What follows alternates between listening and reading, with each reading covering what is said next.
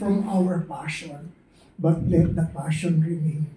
Artists will forever be still artists. And bravo kayo.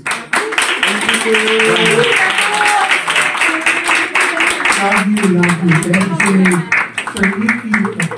Sana makita ng mga nanonood kung gaano ka-hirap, ka-komplikado, and yet gaano kasarap at ka-personal ang magsulat ng kwento na gaya ni Lucas. And then ikalawa, para sa lahat ng mga manonood, sana pagkatapos ng mga panood ng play, mas lumaki ang mga puso nila para ma-contain doon lahat ng klase ng tao at nilalang.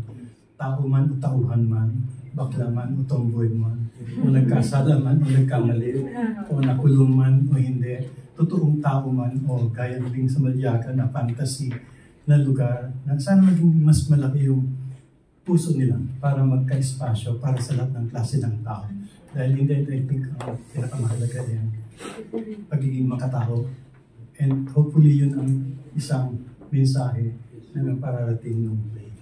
And maraming salamat sa pagkakataon ito na ginawa ng pangkat o group nito yung play ko at bibigyan buhay.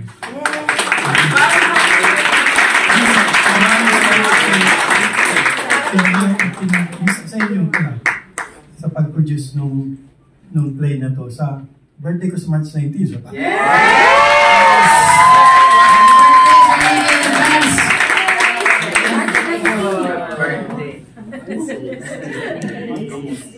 LJ, just a few words before you... See you at the theater. Last words lang naman, no? So, supportahan natin itong mga aktor na to. So, hindi lang si Sir. Si Sir, andyan na si Sir eh. Kung nagtiwala sa kanila si Sir, sa amin si Sir, so sana magtiwala din yung mga manonood na kaya naming maikwento yung isang napaka-special na nobela. Hindi lang para sa author, kundi sa napakaraming readers sa magkakaibang generation. So, yun. Kita-kita po tayo sa teatro.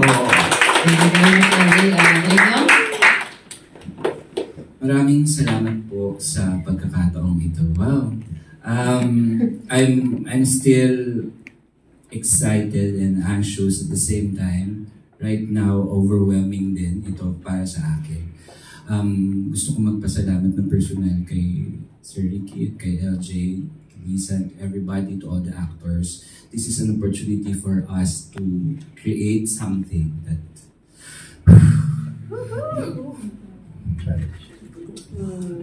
and to Lambert, sa aking partner. LA, Farron Eyes. Supporting me all the way dito sa project na to.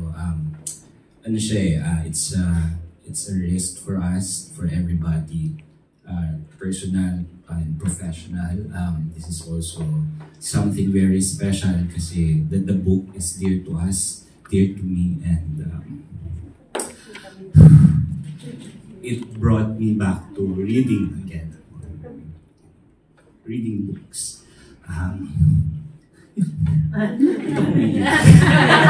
Birthday ko ba? Happy birthday, Director. No, I'm just overwhelmed. Wala akong, like, 3 a.m. I'm gising na umiikot yata yung tiyan ko. I don't know, I'm anxious. Marami dito, colleagues ko sa media, as a PR practitioner, they've seen me working backstage. And first time ko ma-press con. Ako lagi yun so overwhelming sa akin to na nandito ako. Maraming salamat po, and I hope to see you sa March. And yeah, hope we share this passion to you. Mag-translate sana siya as we interpret and give the book into life, you know. Again, thank you very much to my actors. Maraming salamat, and to everybody.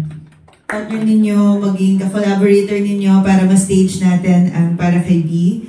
We're very excited na ito yung pangalawa naming play at it really aligns with what Fire Nights is all about as well. So we're all about putting the unseen stories in the forefront, championing stories na normally hindi natin napapag-usapan. And thank you, because this landed to us and para siyang blessing.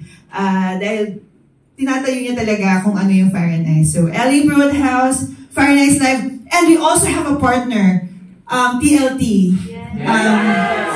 Si Voltaire. So ito talaga mga ano to, reunion to ng mga magkakasama sa teatro na naniniwala sa isang vision at ini-inspire ng magkakasamang passion. So, thank you everyone. Napakalaking bagay po na nakapagpapalit. At sana po, tinungan niyo po kami na i-promote ang Para Kay B sa March 14 na po hanggang 30 sa Doreen Black Box Theater, Ateneo de Manila. And love, thank you so much for hosting. You were amazing. Nag-uusap ko lang lahat. Napakagaling yung host.